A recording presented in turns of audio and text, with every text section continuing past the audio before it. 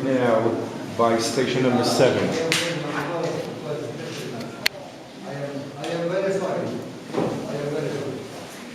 Station number 7. And that's the second time that Jesus fell with the cross on his bed. The reason why I was waiting for the other group to get out and insist to get in here, I think this will be the place that you can really understand where and what and how the walls of the city of Jerusalem would look like at that time. So don't get confused with all the walls that we have today in the city. And that's what I mentioned the other day, when you teach, you read, you relate, you need to pause for a second and ask yourself, okay, which wall the Bible is talking about. I'd like to clarify something important. We know, again from the record, that 10 years after the crucifixion, a third wall was built in the city of Jerusalem. Guys, when the Bible was written, approximately 100 years after. So whoever wrote the Bible wanted every one of us to know that when he was crucified, it was outside the city wall.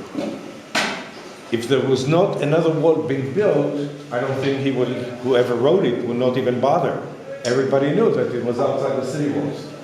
Okay? 10 years after. So it was almost, I would say, 80, 90 years before the Bible was written. Another wall was built already around the city. Now, having said that, go back to station number 1, where we started climbing up over here. You come to the gate. And if you look carefully, you see the pillar right here in the corner. You see right here on my left, you see part of the big bricks. Picture, if you look at the picture right there or the picture right here, you're in the gate. You are in the gate of the city of Jerusalem that Jesus walked through 2,000 years ago. Not any other of the other gates. This is the only gate. And this would be, okay, in the counting of the station of the cross, station number 7. But draw a fictitious line when you get out from here. Left and right to be the walls of the city. Now, if technically we can go through this wall to the other wall, there is another wall on the other side of it, where are we going to be? Calvary. In the public crucifixion site. Again, with all the respect to Jesus, the city did not stand still. So today what we're going to do, we'll get out from here, we'll make a right turn to see station number 8, backtrack, go right and right and right, for one reason, to avoid all the new buildings that were added in the course of years. But basically, at the moment that he walked out from here, he was outside the city wall.